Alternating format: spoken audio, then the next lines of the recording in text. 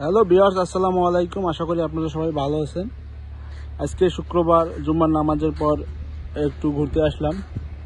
তো আজকে আপনারা যে জায়গাটি দেখতেছেন এখন, সেটা হয়তো অনেকেই চেনেন, আবার অনেকেই চিনেন না। এটি এমন একটি জায়গা, এটি হচ্ছে একটি ক্যানেল। যে আপনারা দেখতে পাচ্ছেন, এটা হচ্ছে একটি ক্যানেল। আর এই ক্যানেলের নিচ দিয়ে প্রবাহিত হয়েছে নদী।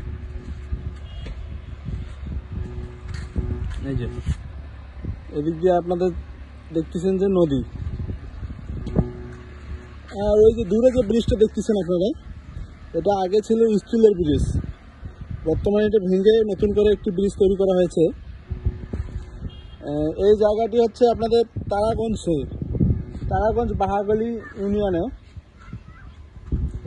এই ব্রিজটা আমরা অনেকে সাইপন নামে চিনি, আবার অনেকে বাহাগলি বললেই চিনে ফেলে।